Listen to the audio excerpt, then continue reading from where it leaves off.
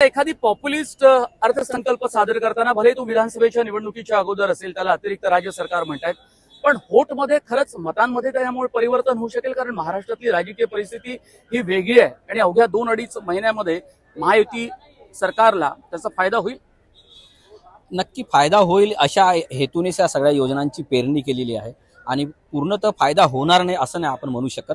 कारण जेव्हा लोकांना प्रत्यक्ष काही योजनांचे लाभ मिळतात तेव्हा अनेक ठिकाणी आम्ही बघितलेलं आहे की मोदींना जे काही मतं मिळतात, इतकी सगळी टीका होऊ नये, ती याच्यासाठी मिळतात की शेतकऱ्यांच्या खात्यात पैसे गेले तर शेतकरी विचार करतात.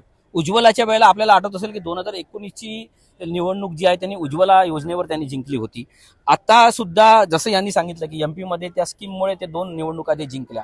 त्यामुळे जे एकदम प्रतिकूल वातावरण निर्माण झालं होतं ते कमी करण्यासाठी हे एक प्रकारे या सगळ्या योजना म्हणजे थोडंसं फार तुम्हाला क्रिटिकल मत वाटेल माझं, कोणतेही सरकार असो, ही जनतेला लाच देण्याचा प्रकार आहे असं मला कधी कधी वाटतं. ब्रायबिंग द पीपल जेव्हा तुम्ही तर एक प्रकारे मग तुम्ही 3 गॅस सिलेंडर आज मोफत देताय, पण तुम्ही केंद्र सरकारला का सांगत नाही की गॅसवरचे सिलेंडरवरचे कर कमी करा?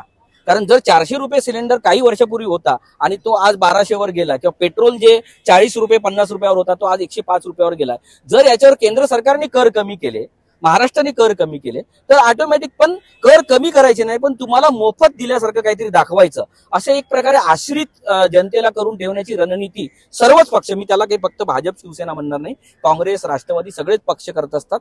आणि त्या योजना त्याचं पूर्ण प्रतिबिंब इथं दिसतंय.